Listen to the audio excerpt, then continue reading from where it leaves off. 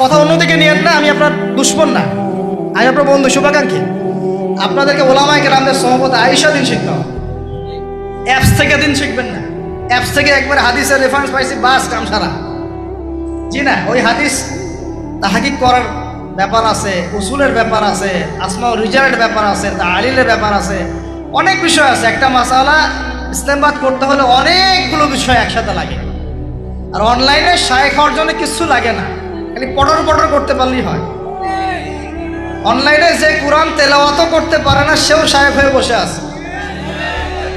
শুধু শায়েখ না তো, মহাপণ্ডিত, সে পুরা ওলামায়ে দেওবন্দের সাথে একাই বাহাস করতে পারবে। এটা বলছে যে আরে ওলামায়ে দেওবন্দ আর কি, সবগুলোকে ডাকো, সব ওলামায়ে দেওবন্দ এক পাশে বসবে, সে আরেক পাশে বসবে, ও বলে একাই যথেষ্ট। এটা মানসিক রোগী, এগুলো কি মানসিক রোগী। তা মানসিক বিকারগ্রস্ততার থেকে দিন শেখার চাইতে আপনার দিন মাদ্রাসায় গিয়ে শেখা অনেক ভালো। মানসিক বিকারগ্রস্ততার থেকে দিন শেখা বাদ দিয়ে মাদ্রাসায় গিয়ে ওলামায়ে কেরামের সাথে পরামর্শ করে দিন শেখেন। আল্লাহ পাক তৌফিক দান করেন। ইয়াংদেরকে আমি বারবার এটা নসিহত করতেছি, ইয়াংরা অনেকে পাকিস্তানে চলে যান অনেক দিকে। ভাই ওলামায়ে কেরামের সোহবতে থাকেন, ইনশাল্লাহ আপনি সেফ অ্যান্ড সাউন্ড থাকবেন। তাদের মধ্যে যদি ইখতলাফ যদি হয় কোনো মাসালায়, এবং একাধিক মাসালাও যদি প্রমাণিত হয়, দুইজন ভাই দুইটার উপর আমল করেন, কোনো সমস্যা নেই। বনু কুরাইজায় গিয়ে একদল আসল করেছেন রাদিয়াল্লাহু আনহুম আজমাইন, সাহাবীদের মধ্যে, আর একদল আসল পড়ে গিয়েছেন। নবীজিকে বলেছেন দুজনের মধ্যে অমুক ঠিক আর অমুক বেঠিক। দুজনকে বলেছেন তোমরা দুইজনে ঠিকের উপর আছো, সমস্যা। এরকম বুঝগত পার্থক্য থাকতে পারে, ইখতিলাফি মাসালা থাকতে পারে, ওইগুলোকে নিয়ে এভাবে সমাজকে বিচ্ছিন্ন করবেন না, বিভক্ত করবেন। এখানে প্রমাণিত একটা চিরায়ত একটা আমল সলফে সালেহীন যুগ থেকে চলে আসছে। আমরা তারাবি জামাতে পড়বো ইনশাআল্লাহ, 2 সর্বোচ্চ সংখ্যায় পড়বো ইনশাআল্লাহ। আমরা 20 রাকাত পড়বো ইনশাআল্লাহ। আপনি যদি 8 রাকাত বা 12 রাকাত 14 রাকাত 15 রাকাত করতে চান, পড়েন, কোনো সমস্যা নেই। আপনার সাথে আমি যুদ্ধ করতে যাবো না, এটা তো ফরজ না। ফরজ কি? যুদ্ধ করার দরকার নেই, পড়তেছে পড়ুক, সমস্যা নাই। আমরা 20 রাকাত পড়বো ইনশাআল্লাহ, সমস্যা আছে কোনো? কেউ যদি 20 রাকাতকে বেদাত বলে তখন সমস্যা হবে। যদি কেউ 20 রাকাতকে কি বলে, বেদাত বলে, তখন সমস্যা হবে। তখন বলবো যে মাদ্রাসা আসেন, বসেন। মাদ্রাসা আসতে চায় না, অনলাইনে ভাস চায়, মাদ্রাসা আসতে চায় না। মাদ্রাসা আসলে বইপত্র তো পড়তে বলবো যে এই যে আরবি কিতাবটা পড়েন, পড়তে পারবে না। আমি তিনটা কথা বলেছি, জাস্ট কিচ্ছু করতে হবে না। বাহাসের 3টার যে কোনো একটা যদি করতে পারে, আমরা হেরে গেছি। ওলামায়ে কেরাম বলবো আমরা সবাই হেরে গেছি।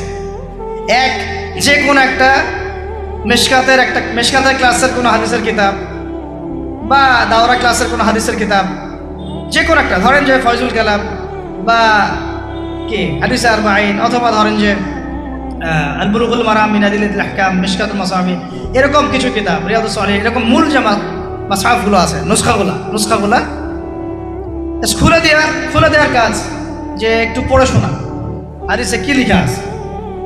যদি পড়ে দিতে পারে, রিডিংটা পড়ে দিতে পারে, হেরে গেছে, আর লাগবে না কিছু, ব্যাস এতটুকু। আর যদি বলে যে না এটা পারতেছি না, তা আরো সহজ করে দিচ্ছি, তাহলে আল্লাহর কিতাব খুলে দেয়া, আল্লাহর কিতাব খুলে যে কোনো একটা পৃষ্ঠা খুলে দিয়ে খালি বলবো যে এই পৃষ্ঠাটার একটু অর্থটা বলে শোনা। এই যে এই পৃষ্ঠাটার খুললাম, এটা কোন সূরা? সূরা কলম। ইন্না রাব্বাকা হুয়া আ'লামু বিমান দাল্লা আন সাবিলিহি ওয়া হুয়া আ'লামু বিল মুহতাদিন। এইভাবে ফালা তুতি'ল মুকাদ্দিবিন ওয়াদ্দু লাউ তুদহিনু ফায়ুদহিনুন, এখান থেকে শেষ পর্যন্ত ক্বালু ইয়া ওয়াইলানা ইন্না কুন্না তাগিন। জাস্ট এটা পড়ে অর্থটা বলেন কি লেখা আছে। যদি অর্থ বলতে পারে, হেরে গেছি, ভাষা আর কিছু লাগবে না। এটাও যদি না পারে, তৃতীয় অপশন, লাস্ট, যে কোনো একটা পৃষ্ঠা খুলে বলবো যে ভাই, হে আমার দিনী ভাই, মুসলিম ভাই, শুধু এইটাকে রিডিংটা পড়ে শোনান, অর্থও করতে হবে না, সহি শুদ্ধভাবে। যদি পড়তে পারেন, হেরে গেছি, বাস। আর কিছু পড়তে পারবো? আর কিছু বলার আছে? তা আমরা ওলামায়ে কেরামের সহমতে যেহেতু আসি, ওলামায়ে কেরামদের সম্মিলিত ফতোয়া, তারাবির সালাত কত রাকাত? ব্যাস পড়বো ইনশাআল্লাহ। 1 নম্বর জামাতে পড়বো, তারপরে ইনশাআল্লাহ আমরা 20 রাকাত পড়ার চেষ্টা করবো। বাধ্যতামূলক না ভাই, আপনি চাইলে অল্প করে চলেও যেতে পারেন। আপনি টায়ার্ড হয়ে গেছেন, 10 রাকাত পড়ছেন, 12 রাকাত পড়ছেন, বাসায় গিয়ে বাকিটা পড়বেন বা পরে পড়বেন বা পড়লেনও না, গোনা হবে না। কিন্তু একটা চিরায়ত একটা সুন্নাতকে বেদাত বলতে পারেন না। বেদাত বললে তখন আপনার সাথে বাহাস হবে। কি হবে? বাহাস হবে। আর 3 নম্বর কথা হচ্ছে তারাবির সালাত আমরা খতমে তারাবি পড়বো ইনশাআল্লাহ, একদম খতমে তারাবি। এটা নিয়েও কথা উঠছে, খতমে তারাবি বেদাত। আরে ভাই, রমজান মাসে যদি কোরআন খতম না দেয়, কোন মাসে খতম দিবে? এখনো তো মক্কা মদিনায় আপনি দেখবেন কি হচ্ছে, খতমে তারাবি এখনো ওখানে হচ্ছে। ওখান থেকে জোরে আমিন নিয়ে আসতে পারেন, 20 টাকার তারাবি আনতে পারেন না? ওখান থেকে আপনি রফুল ইয়াদাইন নিয়ে আসতেছেন, ঠিক আছে, ওকে ফাইন, আমরা কোনো ঝগড়া করতেছি না, এটা আছে, দলিল আছে, আমল করুক, সমস্যা নাই। কিন্তু আপনি সেখান থেকে খতমে কোরআন নিয়ে আসতে পারতেছেন না। আমরা কিছু নিব না, এমন কেন হচ্ছে? কে বলছে যে তারা কোনো মাযহাব ফলো করে না? তারা হাম্বলি ফিক ফলো করে, চলে। তারা একটা নির্দিষ্ট এবং 4 মাযহাবের 4টা ফিকহের ব্যাপারে তারা উদার। বড় বড় বিশ্ববিদ্যালয়গুলোতে 4টা মাযহাবের গভীর পড়াশোনা করানো হয়। এরপরে যদি কেউ মুস্তাহিদ হয়ে যায়, সে তখন ইজতিহাদ করে চলবে ইনশাআল্লাহ। কিন্তু ওই রকম দাবি কয়জন করতে পারে যে আমি মুস্তাহিদ হয়েছে? তো আল্লাহ পাক আমাদেরকে তৌফিক দান করেন, এগুলো কথা বোঝার তৌফিক দান করেন। এগুলো বলতে চাইনি, প্রসঙ্গ এসে গেল, বলে ফেললাম। এখন ভাই বলেছি তারাবির নামাজ জামাতে খতমে তারাবি চেষ্টা করবো ইনশাআল্লাহ 20 রাকাত পড়া। আল্লাহ পাক তৌফিক দান করেন। কত বললাম ভাই? 12 আর 3টা 13, 14, 15। 13 হচ্ছে শেষ রাত্রেও কিছুটা সময় হলেও আল্লাহকে ডাকার চেষ্টা করেন, সুন্নত নফল কিছু পড়ার চেষ্টা করেন, দোয়া করেন, কিছু কোরআন তেলাওয়াত করেন। ওই সময় আল্লাহ পাকের রহমত নেমে আসে। আল্লাহ পাক আহ্বান করতে থাকেন, কে আছো আমার কাছে চাইবা, কে আছো আমাকে ডাকবা, কে আছো আমাকে আমার কাছে কিছু চাইবা, ডাকবা, ক্ষমা প্রার্থনা করবা, আমি তোমাকে ক্ষমা করে দিব, আমি তোমাকে যা চাও তাই দিব, আমি তোমার ডাকে সাড়া দিব। এইভাবে আল্লাহ পাক ফজর পর্যন্ত বলতে থাকেন। ইনশাআল্লাহ এটাকে কিয়ামুল লাইল করবেন, তাহাজ্জুদ পড়বেন। এটা তাহাজ্জুদ আপনি পড়েন, এমন না যে আপনি তারাবি পড়েছেন বলে পরে নামাজ পড়তে পারবেন না, এমন না কিন্তু বিষয়। আপনি পরেও শেষ রাত্রেও নামাজ পড়তে পারবেন ইনশাআল্লাহ। আল্লাহ পাক তৌফিক দান করেন, আমিন। 13 হয়েছে, 13 শেষ। 14 হচ্ছে ভাই, যদি সামর্থ্য থাকে রমজান মাসে একটা উমরা করে আসে। যদি সামর্থ্য থাকে, সবার তো সামর্থ্য নাই, কিন্তু যদি সামর্থ্য থাকে রমজান মাসে একটা উমরা করে আসতে পারেন। আল্লাহ পাক যারা নিয়াত করেছে উমরা করার, আল্লাহ পাক করার তৌফিক দান করেন। আর যারা আল্লাহর ঘর দেখে নাই, আল্লাহ পাক সবাইকে দেখার তৌফিক দান করেন। যারা হজ ফরজ হয়েছে অবিলম্বে হজ করার তৌফিক দান করেন। আল্লাহ পাক আমাদের সবাইকে ফরজ হজ আদায় করার তৌফিক দান করেন। এবং যাদের সামর্থ্য আছে, আল্লাহর মাকবুল বান্দা, তাদেরকে আল্লাহ পাক বেশি বেশি আল্লাহর ঘর জিয়ারত করার তৌফিক দান করেন, আমিন। তো ওইখানে না গেলে ভাই ইসলামের অনেক কিছু বোঝা যায় না, মন থেকে উপলব্ধি করা যায় না।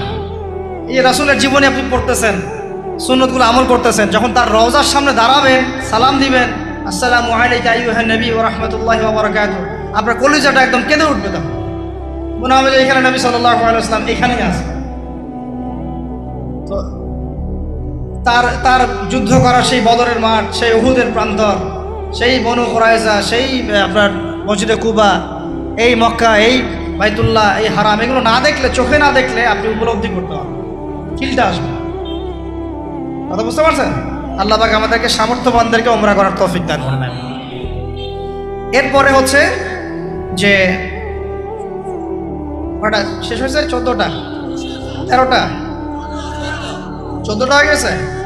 আচ্ছা, শেষটা হচ্ছে রমজানে আমরা আমাদের আশপাশের সমাজের যত দরিদ্র মানুষ আছে, অসহায় দরিদ্র ইয়েতিম, বিধবা, মিসকিন, এরকম মুসলিম যারা আছে, তাদের সবাইকে ইনশাআল্লাহ রমাদানের পণ্য সামগ্রী, খাদ্য সামগ্রী বিতরণ করবো ইনশাআল্লাহ।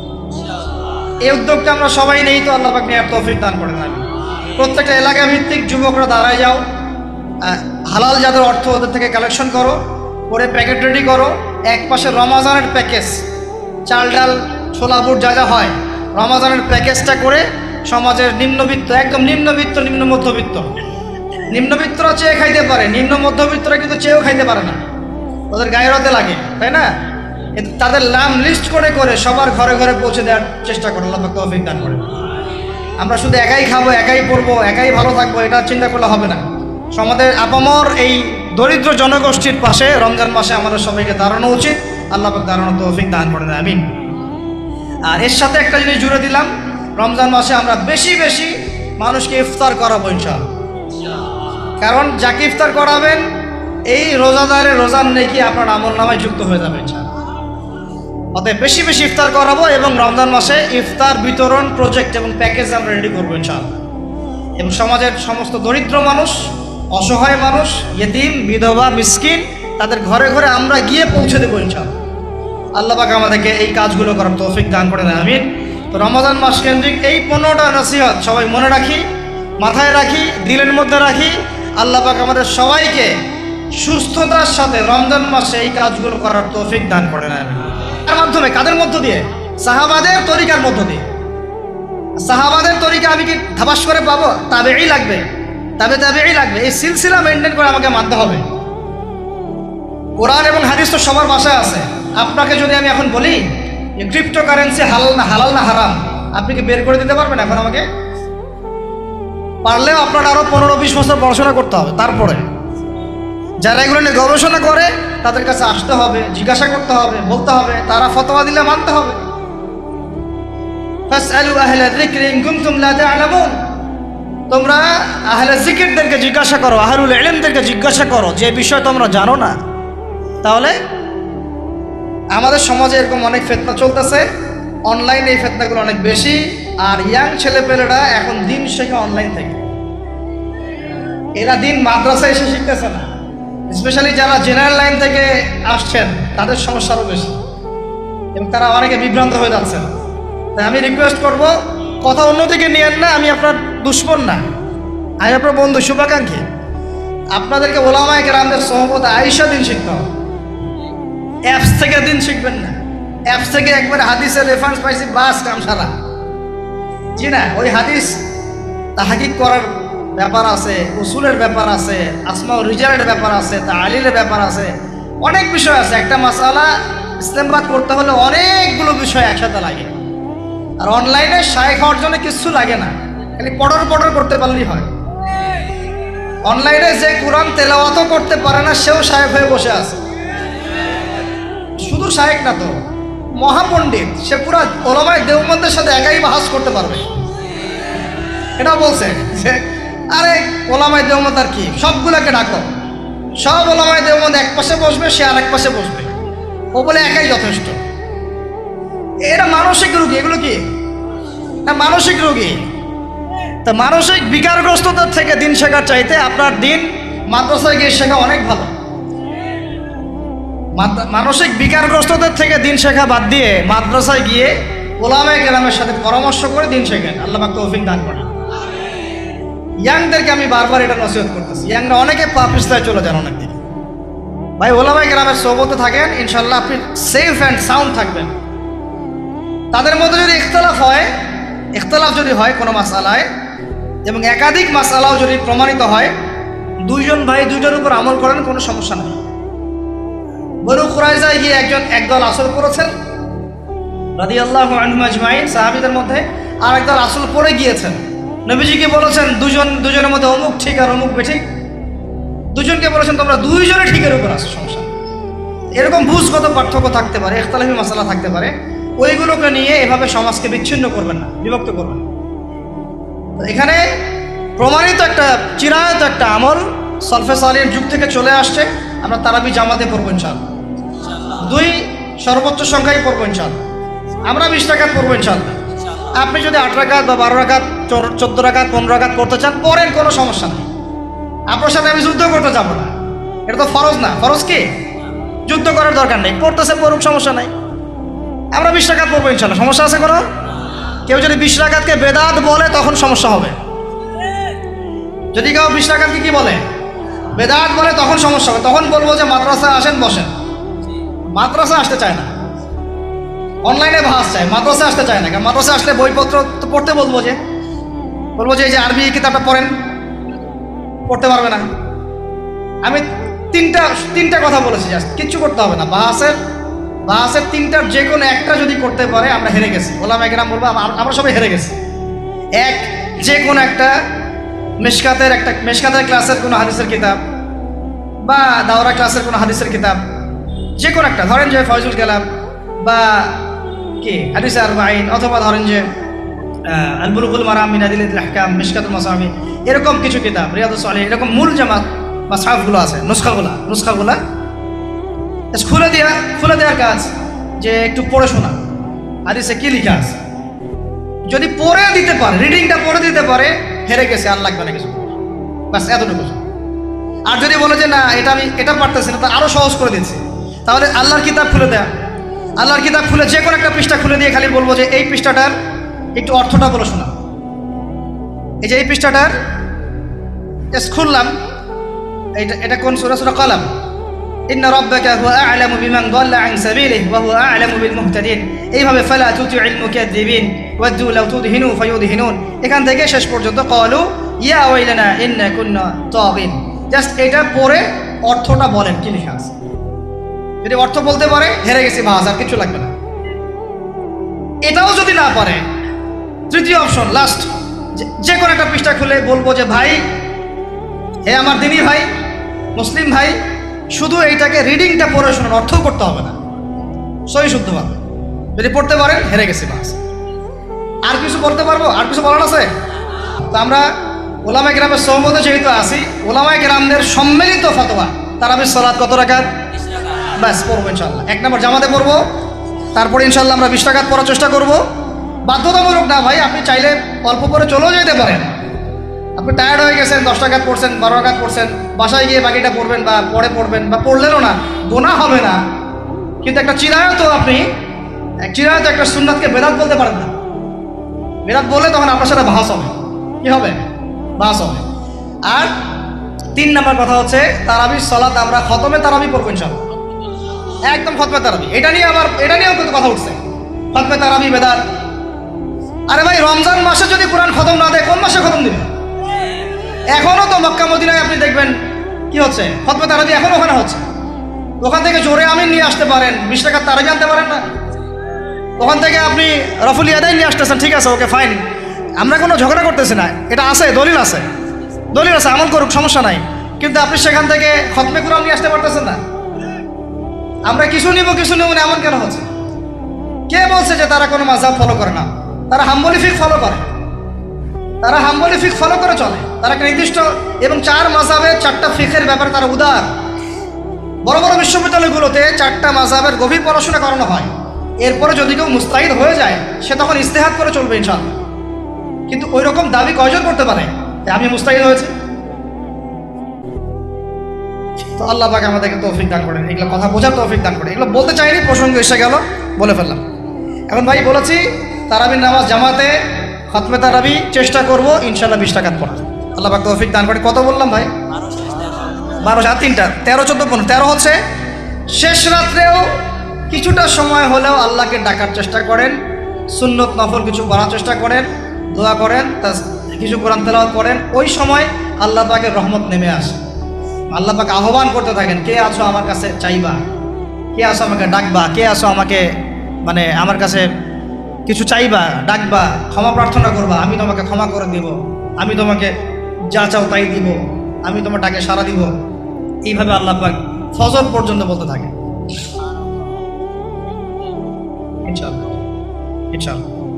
এটাকে কিয়ামুল লাইল পড়বেন, তাহাজ্জুদ পড়বেন। এটা তাহাজ্জুদ আপনি পড়েন, এমন না যে আপনি তারাবি পড়েছেন বলে পরে আর নামাজ পড়তে পারবেন না, এমন না কিন্তু বিষয়। আপনি পরেও শেষ রাত্রেও নামাজ পড়তে পারবেন ইনশাআল্লাহ। আল্লাহ পাক তৌফিক দান করেন, আমিন। 13 হয়েছে, 13 শেষ। 14 হচ্ছে ভাই, যদি সামর্থ্য থাকে রমজান মাসে একটা ওমরা করে আসে। যদি সামর্থ্য থাকে, সবার তো সামর্থ্য নাই, কিন্তু যদি সামর্থ্য থাকে রমজান মাসে একটা ওমরা করে আসতে পারেন। আল্লাহ পাক যারা নিয়াত করেছে ওমরা করার, আল্লাহ পাক করার তৌফিক দান করেন। আর যারা আল্লাহর ঘর দেখে নাই, আল্লাহ পাক সবাইকে দেখার তৌফিক দান করেন। যারা হজ ফরজ হয়েছে অবিলম্বে হজ করার তৌফিক দান করেন। আল্লাহ পাক আমাদের সবাইকে ফরজ হজ আদায় করার তৌফিক দান করেন। এবং যাদের সামর্থ্য আছে, আল্লাহর মাকবুল বান্দা, তাদেরকে আল্লাহ পাক বেশি বেশি আল্লাহর ঘর জিয়ারত করার তৌফিক দান করেন, আমিন। তো ওইখানে না গেলে ভাই ইসলামের অনেক কিছু বোঝা যায় না, মন থেকে উপলব্ধি করা যায় না। এই রাসূলের জীবনে আপনি পড়তেছেন, সুন্নতগুলো আমল করতেছেন, যখন তার রওজার সামনে দাঁড়াবেন, সালাম দিবেন, আসসালামু আলাইকা আইয়ুহান নবী ওয়া রাহমাতুল্লাহি ওয়া বারাকাতুহু, আপনার কলিজাটা একদম কেঁদে উঠবে। তখন মনে হবে যে এখানে নবী সাল্লাল্লাহু আলাইহি ওয়াসাল্লাম এইখানেই আছে। তার তার যুদ্ধ করা সেই বদরের মাঠ, সেই উহুদের প্রান্তর, সেই বনু কুরাইজা, সেই আপনার মসজিদে কুবা, এই মক্কা, এই বাইতুল্লাহ, এই হারাম, এগুলো না দেখলে, চোখে না দেখলে আপনি উপলব্ধি করতে পারবেন, ফিলটা আসবে। কথা বুঝতে পারছেন? আল্লাহ পাক আমাদেরকে সামর্থ্যবানদেরকে উমরা করার তৌফিক দান করেন। এরপরে হচ্ছে যে নির্দিষ্ট করে আছে না সবার জন্য, আমাদের নবী কি আরবদের নবী না পুরো বিশ্বের নবী? তাহলে আমাদের নবীর সুন্নত কি শুধু আরবরা পালন করবেন, আমরা সবাই করব? এখন আমাদের সবার চেহারা নবীর সুন্নাহ অনুযায়ী হতে হবে। গোফ ছোট করতে হবে, দাড়ি লম্বা করতে হবে, পোশাক ঠিক করতে হবে, টাকনুর উপরে কাপড় পরতে হবে। এখন ছেলেরা পরে টাকনুর উপর কি, হ্যাঁ ছেলেরা পরে টাকনুর নিচে, আর মেয়েরা পরে কি উপরে। এরপরে বসে ছেলের সাথে বাইকে, দেখবেন হাঁটু পর্যন্ত দেখা যায়। সেটা এমন না? এখন হুজুর আপনারাও দেখেন না? আমরা দেখি না, আপনারা দেখান। আমরা কি করি না? আমরা দেখি না, বরং আপনারা দেখান। দেখালে আমরা চোখটা সরাই বলে আউযু বিল্লাহি মিনাশ শাইতানির রাজিম। চোখে বললে আমরা কি বলি? আউযু বিল্লাহি মিনাশ শাইতানির রাজিম। এখন আসেন, আমাদের পোশাক আশাক, কথাবার্তা, চলাফেরা, আমল, খাওয়া, ঘুম, ব্যবসা বাণিজ্য যা আছে, রাজনীতি, অর্থনীতি, সমাজনীতি, সব কিছু নবীর সুন্নাহ মাফিক ঢেলে সাজাইতে হবে। রাজি কিনা? রমজান মাসে এটা নিয়াত করা যাবে ইনশাআল্লাহ? ইনশাআল্লাহ। আল্লাহ পাক তৌফিক দান করেন, আমিন। কয়টা বলছি ভাই? 6টা। 7টা? 6টা। 7 নম্বর আসেন ভাই। 7 নম্বর হচ্ছে আমরা কোনো অবস্থায় হারাম কোনো রিজিকে যাব না। রাজি? রোজা রাখতেছেন, ইবাদত করতেছেন, নামাজ পড়তেছেন, তারাবি পড়বেন, অনেক কিছু করবেন। এবার এদিকে রিজিকে সুদ, এদিকে রিজিকে ঘুষ, রিজিকে এখানে দুর্নীতি, এখানে করাপশন, এখানে মাপে কম দেওয়া, একটা ইবাদতও কবুল হবে না। হারাম রিজিক থাকলে বিশ্বাস করেন, আমি এমনি কথা বলতেছি না। নবী সাল্লাল্লাহু আলাইহি ওয়াসাল্লাম বলেছেন, ইন্নাল্লাহা তাইয়্যিব লা ইউকবালু ইল্লা তাইয়্যিব। আল্লাহ পবিত্র, আল্লাহ পবিত্র ছাড়া গ্রহণ করেন না, কবুল করেন না। মুসাফিরের দোয়া আল্লাহ ফিরায় দেন না। সেই মুসাফির যদি হারাম খায়, সেই দোয়াও কবুল হচ্ছে না। একজন মুসাফির হাত তুলে দোয়া করছিলেন, নবীজি বলছেন মাথায় ধুলা, গায়ের কাপড় ঠিক নাই, মুসাফির সেজদায় আল্লাহর কাছে দোয়া করছে, হাত তুলে দোয়া করছে, আল্লাহ আমাকে এইটা দাও, ওইটা দাও, ওইটা দাও, ইয়া রব্বি, ইয়া রব্বি, ইয়া রব্বি। নবীজি বলছেন এই ব্যক্তি যদিও মুসাফির, কিন্তু কিভাবে তার দোয়া কবুল হতে পারে? তার পানীয়টা হারাম, তার খাবারটা হারাম, তার পোশাকটা হারাম। যেতে পারছে ভাই? এমনিতে মুসাফিরের দোয়া কবুল হয়। 3 ব্যক্তির দোয়া আল্লাহ ফিরাই দেন না। কয় ব্যক্তি? এক নম্বর হচ্ছে মুসাফির, 2 নম্বর হচ্ছে কি সন্তানের জন্য পিতামাতার দোয়া, আর 3 নম্বর কি মাজলুমের দোয়া। মাশাআল্লাহ, আপনারা তো জানেন ভালোই। মাজলুম মানে কি? যার উপর জুলুম করা হয়, যার উপর জুলুম করা হয়েছে। আমরা এখন কিন্তু সবাই মাজলুম, তাই না ভাই? পুরো মুসলিম উম্মাহ এখন মাজলুম। ইনশাআল্লাহ এই অবস্থা থাকবে না। ইনশাআল্লাহ জালেম যেখানে জুলুম করবে পতন হবে। সমস্ত জালেমদের পতন বিশ্ব থেকে হবে ইনশাআল্লাহ। এটা সময়ের ব্যাপার। কিসের ব্যাপার? আল্লাহ পাক পরীক্ষা করছেন আমাদেরকে। ইসরায়েল সারা জীবন বোম মারতে থাকবে না ইনশাআল্লাহ তাআলা। ফিলিস্তিনের মা বোনরা এভাবে ধর্ষিত হবে না ইনশাআল্লাহ। একদিন ওই বাচ্চারা বড় হবে, ওরা যুদ্ধ করবে ইনশাআল্লাহ। এই ভাইরা যাদেরকে মারা হচ্ছে, এই এই লীলা খেলা চলবে না ইনশাআল্লাহ। ইনশাআল্লাহ তাআলা এই হাদিসের উপর বাস্তবায়ন হবে। কোন হাদিস? নবীজি বলেছেন লা তুকাতিলুনাল ইয়াহুদ, তোমরা অবশ্যই এই জালেম ইহুদিদের সাথে যুদ্ধ করবেই। ওয়ালা তাকতুলুনহুম, তোমরা অবশ্যই এদেরকে হত্যা করবেই। এমনকি ওরা পাথরের পিছনে লুকালেও হাত্তা ইয়াকুলুল হাজার ওয়াশ শাজার, পাথর গাছ কথা বলা শুরু করবে। ইয়া মুসলিম, হে মুসলিম সৈন্য, ইন্না ওয়ারাইল ইয়াহুদ তাআল ফাকতুলহু, আমার পিছনে ইহুদি লুকিয়ে আছে, ভয়ে লুকাইছে, আসো একে হত্যা করো। কে বলবে? পাথর গাছ কথা বলবে। এটা গাল গল্প রূপ কথা না। এখন যা দেখতেছেন এগুলো চিরস্থায়ী নয়। কথা প্রসঙ্গে চলে আসলো, 3 ব্যক্তির দোয়া আল্লাহ পাক ফেরত দেন না, মাজলুম, সন্তানের জন্য পিতামাতার দোয়া এবং মুসাফিরের দোয়া। কিন্তু যদি রিজিক হারাম হয় তাহলে হবে না। তাহলে আমাদের নসিহত নাম্বার কত? এটা 7। আমরা কোনো অবস্থায় হারাম রিজিকে সম্পৃক্ত হব না, রোজা রেখে তো মোটেই না, এবং এটা চর্চা করব যাতে করে আমরা হারাম থেকে বেঁচে থাকতে পারি। ঠিক আছে ভাই? 8 নাম্বার হচ্ছে আমরা রমজান মাসে সবার জাকাতগুলো দিয়ে দিব ইনশাআল্লাহ। জাকাত যাদের ফরজ হয়েছে আল্লাহর রাস্তায় জাকাত দিয়ে দেন। জাকাত দিবেন না, এটাও জাহান্নামে যাওয়ার অন্যতম কারণ। ওই সম্পদগুলোকে এভাবে গলানো হবে, গলিয়ে মুখে, গালে, পার্শ্বদেশে, চামড়ায় লাগিয়ে দেওয়া হবে। নাউজুবিল্লাহ। সূরা তওবায় আছে, এটা কোন সূরায়? তওবায়। জাকাত দিতে হবে। কেউ যদি জাকাতকে অস্বীকার করে সে কাফের হয়ে যাবে। কেউ যদি জাকাতকে অস্বীকার করে কি হয়ে যাবে? কাফের হয়ে যাবে। কেউ যদি মনে করে নামাজ ফরজ, নামাজ মানি, জাকাত মানি না, কি হয়ে যাবে? কাফের হয়ে যাবে।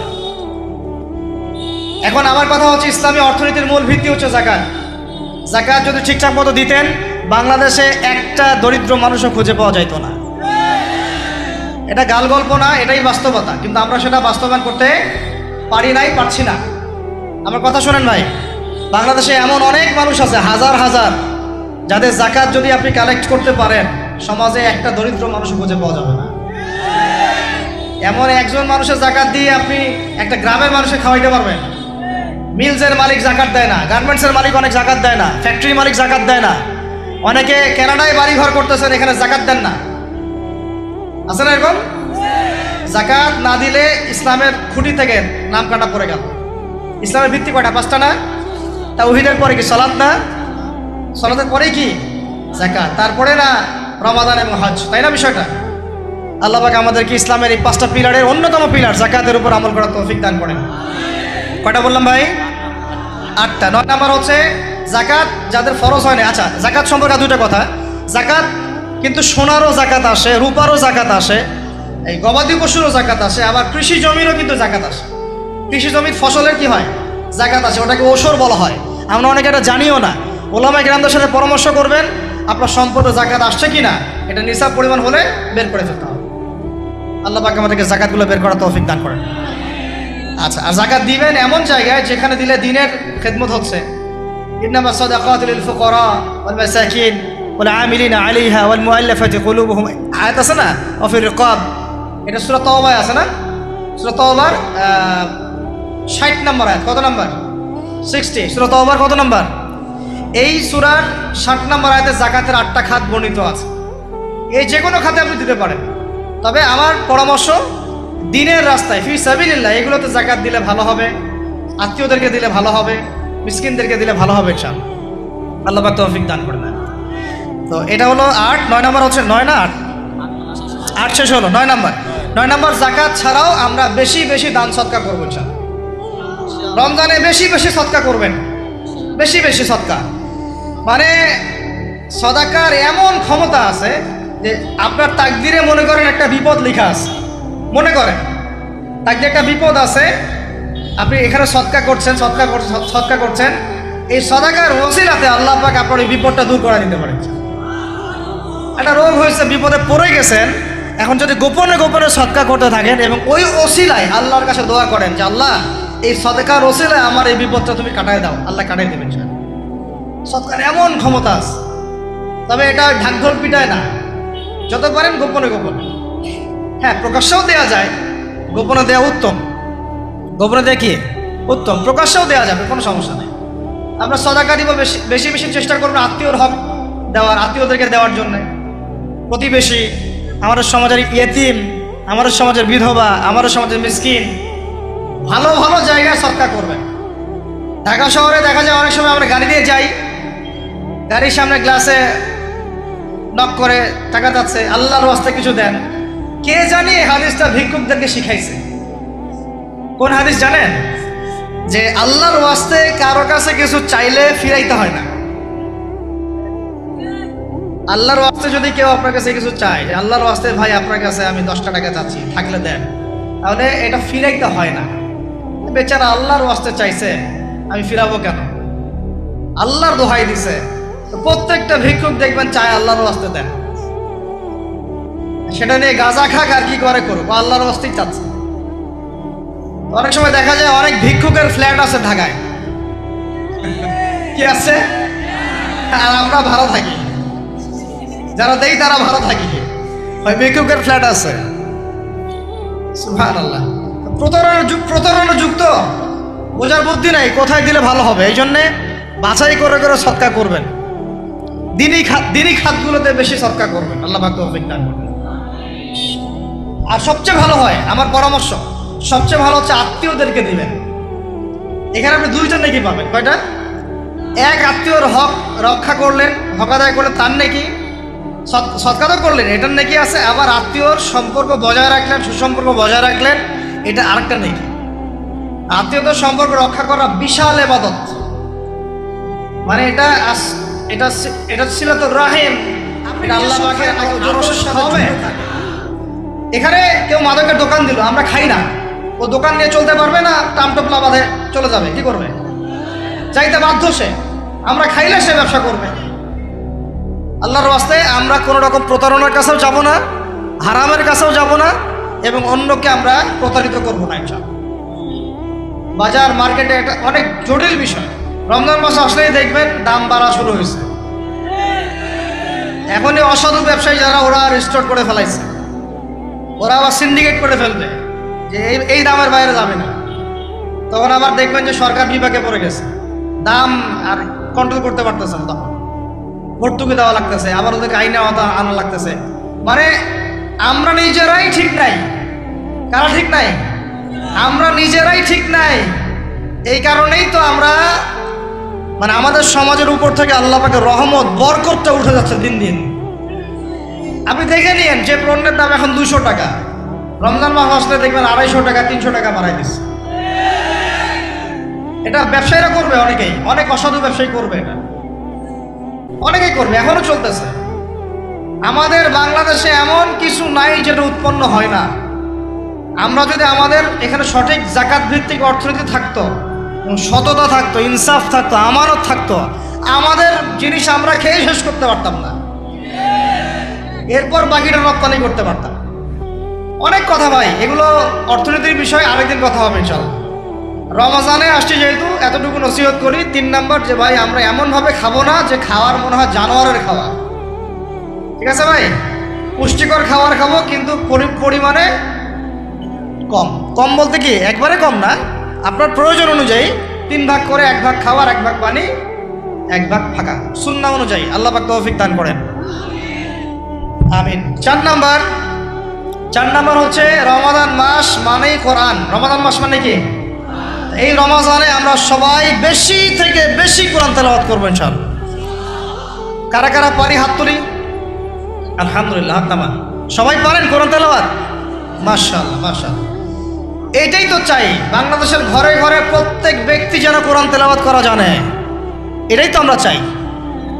এমন যদি হয় যে 100% মানুষ কোরআন তেলাওয়াত করতে পারে, 16 কোটি মুসলিম, দিন কায়েম হয়ে যাবে ইনশাআল্লাহ, ইনশাআল্লাহ, ইনশাআল্লাহ। ভিতরে কাজগুলো করেন, আল্লাহ পাক তৌফিক দান করেন। তো ভাই, কোরআন আমরা রমজানে বেশি থেকে বেশি পড়বো ইনশাআল্লাহ ভাই, ঠিক আছে? যারা পারি না, একটা লিমিট ফিক্স করি, কমপক্ষে দিনে 1 পারা, দিনে কমপক্ষে 1 পারা, তাহলে 30 দিনে 1 খতম হবে। ওকে, আরও বেশি পারি 2 পারা, তাহলে 2 খতম হবে। আরও বেশি পারি 3 পারা। এমন আমাদের ইমামদের যুগে, আমাদের 4 ইমামদের যুগে, সলফে সালিহিনদের যুগে প্রতিদিনই 1টা করে খতম দিতেন তারা। সুবহানাল্লাহ। তাদের সময় আল্লাহ বরকত দিয়েছিলেন, সুবহানাল্লাহ। সারা রাত জেগে তেলাওয়াত করতেছেন, নামাজ পড়তেছেন, দিনের বেলা তেলাওয়াত করতেছেন। রমজান মাস হচ্ছে কোরআন নাজিলের মাস। এই মাসে যে হতভাগা কোরআন পড়তে পারলো না, তার জন্য আফসোস করা ছাড়া কিছু করার নাই। রমজান মাসে কোরআন আগে পড়বো, কোরআন শিখবো, না পারলে কি করবো? না পারলে 1 মাসে শিখবো, অন্যকে শেখাবো, কোরআনের দার্স দিব, কোরআনের মাহফিল হবে, কোরআনের তাবলীগ হবে, কোরআন নিয়ে আলোচনা হবে ইনশাআল্লাহ। আমরা জানবো কোরআনের মধ্যে কি আছে। এটা জানার সবচেয়ে উত্তম মাস হচ্ছে কি? রমাদান। আল্লাহ পাক তৌফিক দান করেন, আমিন। যারা আমরা আরবি জানি টুকটাক ভাঙাচোরা, তারা আমরা এটার অর্থ পড়বো ইনশাআল্লাহ। যারা আমরা আলেম ওলামা আছে অনেকেই, যারা ইফতা দিয়েছি, দাওরা দিয়েছি, বা আমরা তালেব ইলম ওলামায়ে কেরাম যারা আছি, আমরা এই কোরআনের তাফসীরগুলো পড়বো ইনশাআল্লাহ। মানে কোরআনময় রমাদান। কোরআনময় কি? এবং চেষ্টা করবেন। আমার খুব ইচ্ছা হয় যদি আল্লাহ পাক আমাকে ক্ষমতা দিতেন, তৌফিক দিতেন, আমার ইচ্ছা হয় যে রমজান মাসে বাংলাদেশের যত মসজিদ আছে সমস্ত মসজিদে কোরআন শিক্ষা ফ্রি হয়ে যাবে। ইচ্ছা ভালো উদ্যোগ না? বাংলাদেশে কত মসজিদ আছে? হাজার না লাখ? লাখ না কোটি? হয়তো কোটি কোটি মসজিদ থাকতে পারে। প্রত্যেকটা মসজিদে যদি বিনামূল্যে কোরআন শিক্ষা কার্যক্রম করা যেত রমজান মাসে, এক মাসে আপনি দেখতেন প্রায় মিনিমাম 5 কোটি মানুষকে কোরআন শেখানো যেত। তাও হাতে কলমে। তাও কি হাতে কলমে? বই দেওয়া হতো ফ্রি, আর ওই যারা টিচার ক্লাস নেবে ওদেরকে বেতন দিব, ভাতা দিব সরকার থেকে। দেওয়া যায় না? দেওয়া যায় না? আচ্ছা, যদি গভর্নমেন্ট নাও দেয়, আপনারা জাকাত থেকে দিতে পারেন, সদকা থেকে দিতে পারেন, পারেন না? নিজেদের পকেট থেকে দিতে পারেন, নিজের ব্যবসা থেকে দিতে পারেন, এলাকা ভিত্তিক দিতে পারেন। কত উৎস আছে না? যদি এভাবে প্রত্যেকটা মসজিদ থেকে কোরআন শিক্ষা কার্যক্রম চালু করা হয় রমজান মাসে, আমরা দোয়া করি আল্লাহ পাক যেন এই কথাটা পৌঁছে দেন উপরের লেভেলে। তারা উদ্যোগ নেয়, জানি না উদ্যোগ নেবে কিনা, আমাদের দায়িত্ব পৌঁছে দিলাম। তো অ্যাটলিস্ট যদি সবগুলো মসজিদে নাও হয়, প্রত্যেকটা এলাকায় যদি একটা করে মসজিদও হয়, তবুও দেখবেন কয়েক কোটি মানুষকে কোরআন শেখানো যাবে ইনশাআল্লাহ। কোরআন ছাড়া এই জাতিকে আপনি ফিরাতে পারবেন না। কোরআন ছাড়া এই যুবকদেরকে মাদক থেকে ফেরানো যাবে না। কোরআন ছাড়া এই যুবকদেরকে জেনা থেকে ফেরানো যাবে না। এই টিকটক প্রজন্ম হয়ে এরা নষ্ট হয়ে গেছে, শেষ হয়ে গেছে। বাংলাদেশে আশঙ্কাজনক হারে এখন সমকামিতা বাড়তেছে। আশঙ্কাজনক হারে এখন জেনা, ব্যভিচার, পরকীয়া এগুলো বেড়ে গেছে। মাদক দ্রব্যের কি ছয়লাভ, এই যে গুন্ডামি, মাস্তানি, ছিনতাই কারা করতেছে? যারা ইয়াং ছেলে পেলে এরা করতেছে। এদেরকে ফিরাইতে হইলে কোরআন ছাড়া কোনো গতি নাই। আইএমএ জাহেলিয়াতের সেই মানুষগুলো কোরআনের আলোয় শ্রেষ্ঠ মানুষে পরিণত হয়েছে। কথা বুঝতে পারেন নাই? আইএমএ জাহেলিয়াতের সেই মানুষগুলা যারা একসময় নিজের মেয়েকে দাফন করেছিল জীবন্ত। ইন্না লিল্লাহি ওয়া ইন্না ইলাইহি রাজিউন। চিন্তা করা যায়? আপনি আপনার মেয়েকে দাফন করতে পারবেন জীবন্ত? পারবেন? বলেন। এরকম মানুষ যারা এই কাজ করেছিল তারা কোরআনের সংস্পর্শে এসে সোনার মানুষে পরিণত হয়েছে। এই কিতাব আল্লাহ পাক নাজিল করেছেন ওই ঘরের উপরে উঠিয়ে রাখার জন্য না, মাঝে মাঝে বের করবো, ধুলা মুছবো, চুমু খাবো, রেখে দিব, এই জন্য না। বাবা মারা গেছে, খুললাম, পড়লাম, সব বক্সায় দিলাম, এই জন্যে না। শুধু এই কিতাব আল্লাহ পাক নাজিল করেছেন যারা আমরা হৃদয়ে ধারণ করি। কোথায় ধারণ করি? তো হৃদয়ে ধারণ করবো তো তখনই যখন আমি বেশি তেলাওয়াত করব, বেশি বেশি পড়বো, সবাইকে পড়াবো, শেখাবো। আল্লাহ পাক আমাদের সবাইকে কোরআনের বিপ্লব ঘটানোর তৌফিক দান করেন, আমিন। তো প্রিয় ভাইরা, 4 নম্বর কাজ, কোরআন শিখবো, পড়বো, শেখাবো, দর্শ দিব। কোরআনের একদম বিপ্লব। রমজান মাসে ইনশাল্লাহ কোরআনময় রমাদান হবে ইনশাল্লাহ। রমজান মাসে অন্য কোনো বইও পড়ার দরকার নেই। প্রয়োজনে কোরআন পড়েন, হাদিস পড়েন আর কোরআন পড়েন। কোরআন এবং হাদিস, অন্য কোনো বই, বিষয়ভিত্তিক বই পড়ার দরকার নাই। আর অ্যাটলিস্ট 1 মাস আপনি না পড়েন। এরপরে আসি 5 নাম্বার। একটু বড় হয়ে যাচ্ছে যদিও, আমি সংক্ষিপ্ত করে বোঝাচ্ছি, শোনেন। 5 নাম্বার হচ্ছে রমাদান মাসে, একটু ধৈর্য ধরেন। রমাদান মাসে আমরা ফরজ ইবাদতগুলোকে সর্বোচ্চ গুরুত্ব দিব ইনশাআল্লাহ। যেমন সবার আগে কি? সালাত। এই একটাই বল, সালাত। সালাত নাই, ইসলাম নাই। সালাত নাই, সে ব্যক্তি মুসলিম না। সোজা কথা শুনেন, সালাত অস্বীকার করে সে ব্যক্তি মুসলিম না। নবীজি বলছেন, মান তারাকা সালাতান মুতাআম্মিদান ফাকাদ কাফারা। কেউ যদি ইচ্ছা করে সালাতকে অস্বীকার করে, ছেড়ে দেয়, সে ব্যক্তি কি হয়? কাফারা, কুফরি করে। সালাত না পড়ার কারণে ইমামগণ বলেছেন তাকে মুসলমানদের কবরস্থানে দাফনও করবে না। কোন কোন ইমাম বলেছেন তাকে জানাজাও দিবা না। কোন কোন ইমাম বলেছেন তাকে জেলখানায় বন্দি করে রাখবা। কোন কোন ইমাম বলেছেন তাকে মৃত্যুদণ্ডের শাস্তি দিবা। আমি এমনি এমনি বলতেছি না, ইমামদের কওলগুলো পড়ে দেখেন। নামাজ না পড়াটা যেমন তেমন পাপ না তো, ইচ্ছা হইলে পড়লাম, ইচ্ছা হইলে পড়লাম না, এমন না। যারা নামাজি তারাও যদি নামাজে সচেতন না হয়, তাদের জন্যও শাস্তি আছে। নাউযুবিল্লাহ। ফাওয়াইলুল লিল মুসাল্লিন আল্লাযীনা হুম আন সালাতিহিম সাহুন আল্লাযীনা হুম ইউরাউনা ওয়া ইয়ামনাউনাল মাউন। এখানে বলা হচ্ছে মুসল্লিদের জন্য দুর্ভোগ, যে মুসল্লিরা নামাজ সম্পর্কে গাফেল, উদাসীন। আবার যারা মানুষকে দেখানোর জন্য নামাজ পড়ে এবং এই যে ছোটোখাটো সাহায্য করতে অস্বীকৃতি জানায়, সূরা মাউন পড়েন, তাহলে মুসল্লিদের জন্য গাফেলতির যদি শাস্তি হয়, তাহলে যারা পড়ে না ওদের কি হবে বলেন?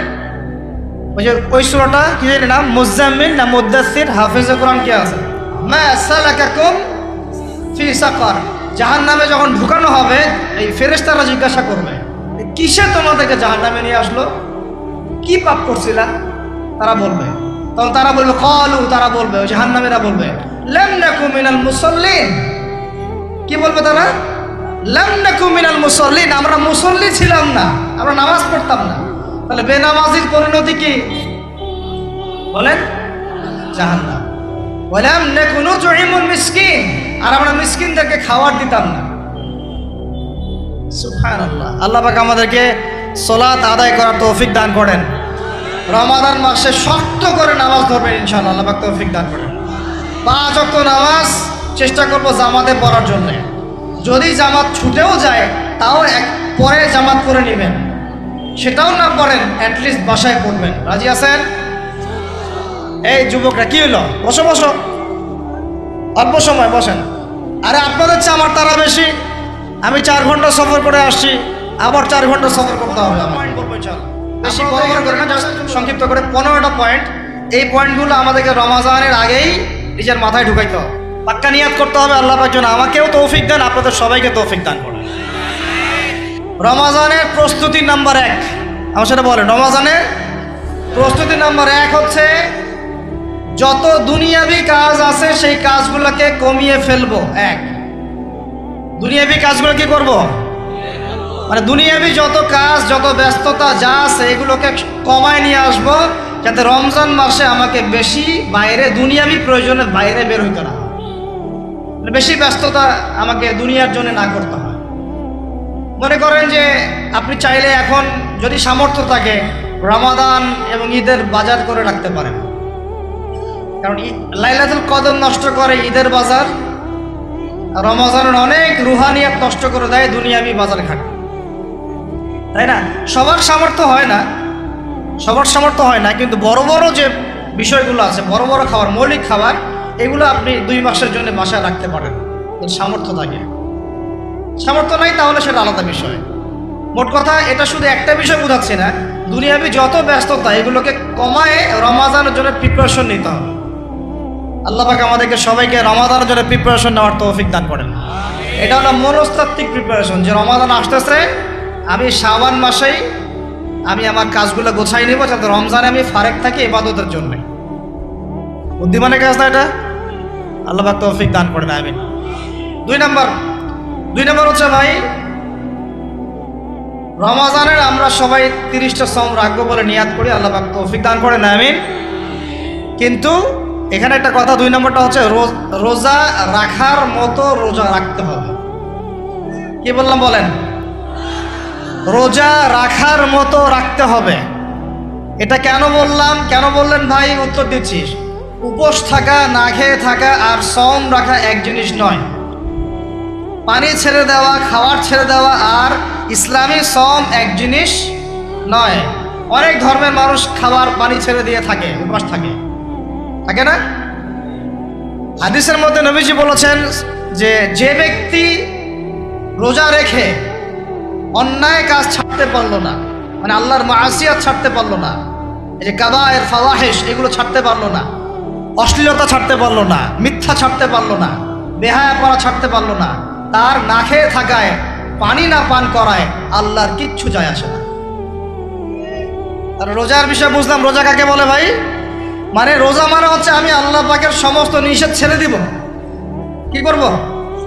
আল্লাহর সমস্ত নিষেধ রোজা থেকেছি, পানি খাচ্ছি না, খাবার খাচ্ছি না, কার ভয়ে?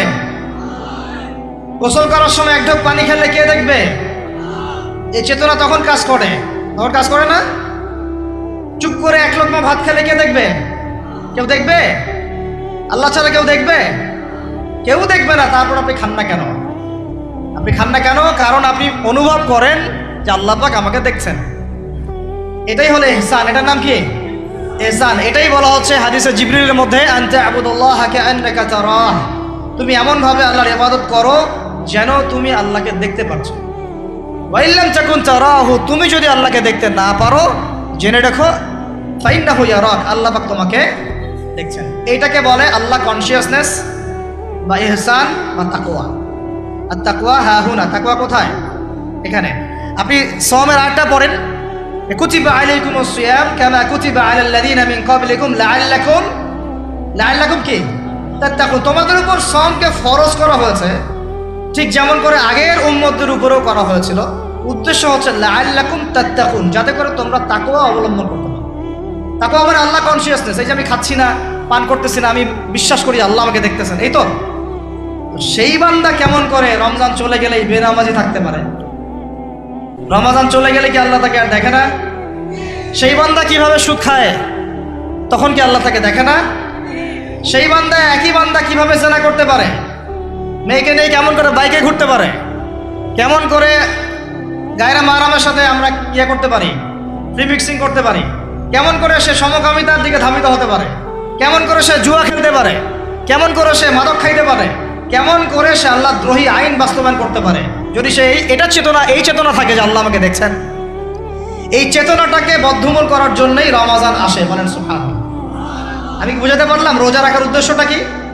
ওই জিনিসটাকেই আমাদের ভিতরে ইনস্টল করাই হলো উদ্দেশ্য। লাআল্লাকুম, অবশ্যই বলেন লাআল্লাকুম তাত্তাকুন। তাকওয়া কি কিনতে পাওয়া যায় বাজারে? এই যে আল্লাহ পাক আমাকে দেখছেন, আমি খাবো না, আল্লাহ আমাকে দেখছেন, আমি পান করতে পারবো না, আমার রেস্ট্রিকশন আছে, পিপাসায় গলা ফেটে যাচ্ছে একেবারে রোদের মধ্যে, তাও খাচ্ছি না, কেন? কার ভয়ে? ওইটাই জীবনের সব ক্ষেত্রে বাস্তবায়ন করার জন্যই রমজান আসে। বুঝতে পারি নাই মনে হয়? ওই চেতনাটাই, একই চেতনাটাই জীবনের সবগুলো কাজে বাস্তবায়ন করার জন্য কি আসে? রমাদানের 6 মাস। আমরা শুধু রোজার ফজিলত নিয়ে বয়ান করি, রোজা রাখলে 70 গুণ নাকি হবে না, 70 গুণ হবে, 700 গুণ বাড়াই দিবে। মূল কথা ফজিলত তো ফজিলত পাবোই, মূল কথা এইটা, তাকেও অবলম্বন করতে হবে। আল্লাহ পাক আমাদেরকে তৌফিক দান করেন। কয়টা বলছি বলেন ভাই? 2টা মনে থাকবে। 1, দুনিয়াবি কাজ কমায় ফেলা। 2, কি রোজা রাখার মতো রাখা। 3 নাম্বার হচ্ছে, এটা আমার নিজস্ব একটা পরামর্শ আর কি। 3 নাম্বার হচ্ছে রোজা রাখার জন্য আমাদের সাহারি করতে হয়, ইফতার করতে হয়, এই তো।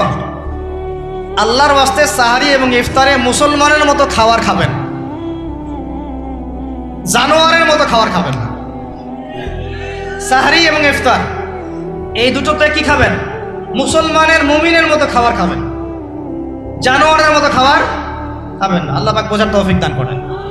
মানে আমরা কিন্তু সাহারিতে কি করি জানেন? 7 পেট খাই। কয় পেট?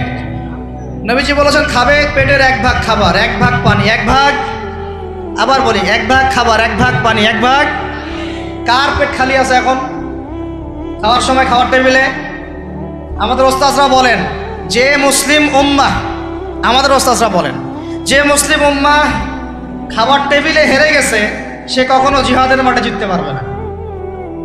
বুঝতে পারেন নাই? বুঝতে পারলাম না মনে হয়। যারা খাবারের টেবিলেই হেরে গেছে, এখানেই তো আপনি সুন্নাহ মাফিক খাইতে পারতেছেন না, প্রবৃত্তির কাছে হেরে গেলেন, গপ গপ গপ গপ করে খাচ্ছি 7 পেট ভর্তি করে। এখানে তো খাবারের সামনে হেরে গেলাম, প্রবৃত্তির সামনে। সে আবার কাফেরদের সাথে জিতবে কেমনে? জিতবে আগে নিজের প্রবৃত্তির উপর জিহাদে তো জিততে হবে।